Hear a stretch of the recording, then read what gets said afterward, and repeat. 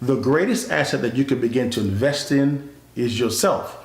And really, when you get to college, that's when you begin to formulate what you want to do with your life. And so I thought it would be wise for me to dive into the college arena and begin to look at that whole process, because that's really the time when you begin to formulate your thoughts. Now, as I was looking at that arena, the college arena, I discovered the alarming cost to going to college. And I thought it'd be wise to unpack that a little bit more. So today, we're going to unpack what's behind the rising cost of going to college.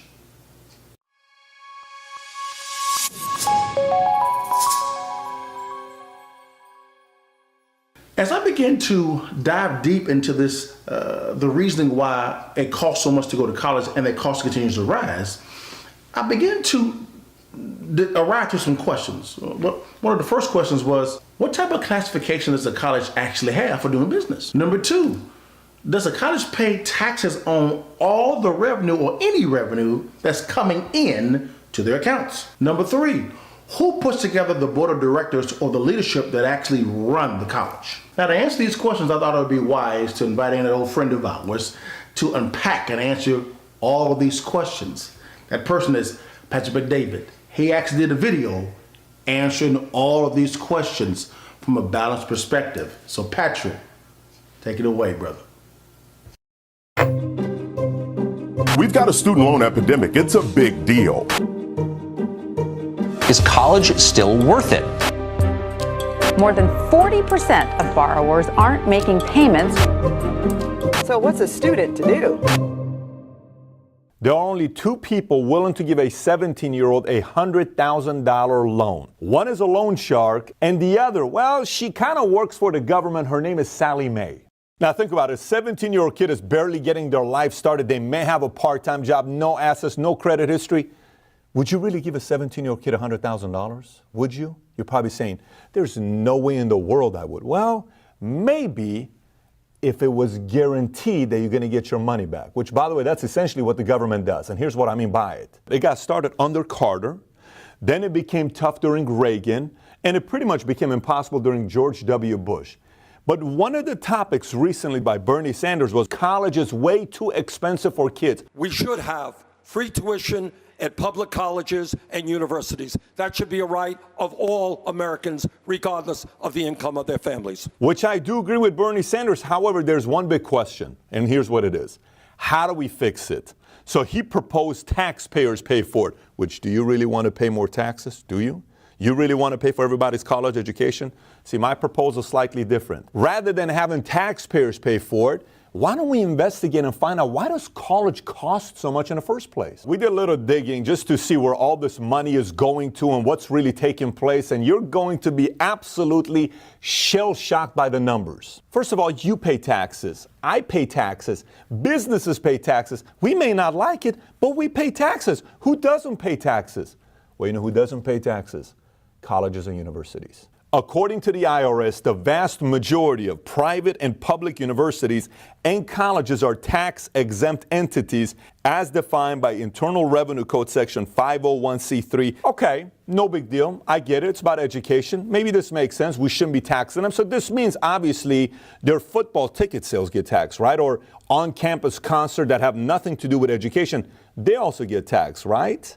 Again, from the IRS, income and activities that are substantially related to the purpose of an institution's tax exemption, charitable contributions received, and investment income. Let me say it again. Investment income are not subject to federal income taxes. Are you kidding me? Can I sign up and start this business called a college or a university? But Pat, come on now. That's got to be only state schools, because there's no way in the world that has to go same as private schools, right? Because private is like private enterprise, private businesses. They get taxed, right? Like these Ivy League schools, they should be paying taxes, yes? Well, private schools get the same privileges as public schools under our current tax code. So not only do they not pay taxes on the land, on the tuition, or the sponsorships, or the donations, or the 12% they're raking in annually in capital gains from that bounty. That's a lot of money. But those schools actually have the guts to get money from taxpayers on top of all of that. We're not talking a little bit of money. So billions in, zero out. Rutgers University has 70,000 students enrolled at an average of $26,000 a year. That covers room, board, parking, meal plans, and approximately $2,000 a year in books, which is a scam within a scam. So let's do some math here. Let's take this $26,000 of tuition, multiply times 70,000 students. It equals $1.8 billion on the low end. That's Fortune 500 gross annual revenue type of numbers we're talking about here. However, according to its own website, approximately 26% of Rutgers' revenue comes from tuition, with an additional 22% coming from state subsidies, also known as taxes. You know who pays for it? You pay for it. Having estimated the tuition revenue at $1.8 billion, we can assume that additional revenue they're getting is going to be around $1.5 billion from the citizens of the state of New Jersey. That's nearly $3.5 billion per year. Ready? Tax-free on top of that. Tax subsidized. By the way, $3.5 billion, the valuation of massive corporations like Yelp and Credit Karma, and as an annual revenue outpaces, ready for this one, the legendary Elon Musk's Tesla. Rutgers University is competing against Tesla every year, tax-free. You tell me if you don't smell a scam here. Let's take a look at what they do with this windfall of cash that they get. They must really give back to community, right? You ready? They hoard it. They organize non-stop donation drives and build these amorphous hedge funds called endowments. It's never enough. Let me give you a stat here. Harvard, a very reputable school, has an endowment of over $36 billion, which, fun fact, according to the IMF, would put Harvard between Bolivia and Bahrain as the 96th largest economy in the world.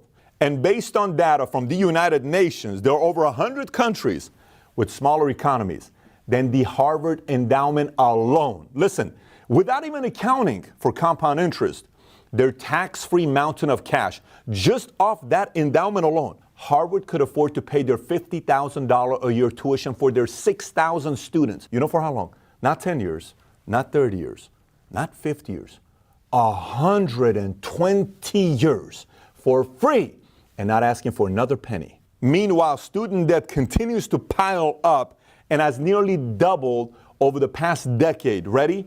To $1.3 trillion.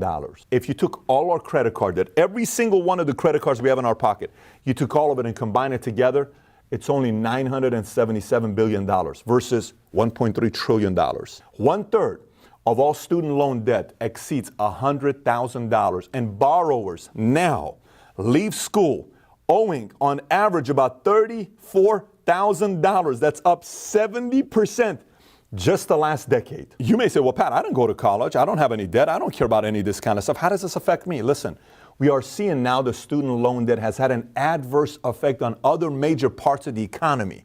Between the high monthly payments and the mounting rate of default on student loans destroying young people's credit ratings, it's so much harder for them to buy cars, to buy a house, to move on, simply because of the payments they need to be making. But the puppet masters know all of this. They're aware. They know exactly what's taking place. They know this is unsustainable. They know they are charging an arm and a leg and dragging out the process of 4, 5, 10 years, while all of this can be done in 18 months with a laptop and internet connection. Look, you don't have to agree with everything in this video, but consider this for a second here. 20 years ago, if I came to your place, you probably had photo albums everywhere, right? And I'd come and say, here's my kid, here's my mom, here's my family, all this. Oh, wow, this is so beautiful. When's the last time you had a photo album? We use Instagram today. Everything due to technology has become faster and more efficient, yet college takes longer and costs more. Why is that? 2 reasons. Very simple. Greed and politics. College campuses have become havens for political favors and handouts. Look, let's take, for example, University of Virginia. It's the 3rd-ranked public university in America. Did you know this university has 19 members of the board who make the decisions for the school? 17 were appointed by the governor. 17 out of 19. So you may ask, well, Pat, how many is faculty and students? Students get 1 member. Faculty gets 1 member. 2 out of 19 they get. That's a monopoly in real life if you do it in business. but not when you do it in universities. Out of the 17 you appointed, 5 of them don't live in the state of Virginia. The 12 who do, 10 of them contributed to his political party. I want to go a little deeper because some people may ask, well, what else would be the motive? Who cares if I sit on a board? I mean, is there really money to be made? They don't get paid a salary, right? Can you imagine the amount of business that's on a college campus? Think about the bigger picture here. Who do you think gets the construction contract to build that new $250 million football stadium? Who do you think gets that? Whose cousin you think happens to get the big Starbucks contract franchise approved to be on campus? Or whose brother-in-law is charging prevailing wage to haul the massive amounts of garbage off campus 5 days a week? Look, I want to make one thing very clear. I'm not anti-education. I'm not anti-learning. I run a business for a living. I read books on a daily basis. I have a wife. I have kids. I have a family. I'm all for education. I was positively influenced by school teachers. I can tell you many educators that changed my life. I joined the Army because of a health and guidance teacher called Miss Sinclair that completely changed my life. We're friends till today. We write letters to each other. I don't have a problem with the educators. I don't have a problem with the educated. I have a problem with the educational system.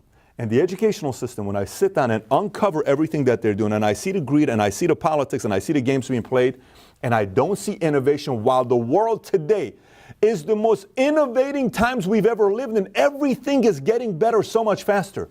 But our educational system is not. And I'm not trying to tell you I have all the answers. Of course I don't have all the answers. I am simply proposing this to you for us to start thinking about it and auditing this and saying, listen, what can we do better? So I'm asking you, what are your thoughts about today's video? How would you see us being able to make the system better? I want to hear from you. Either comment below or tweet me directly at Patrick Bet David. I want to hear your thoughts.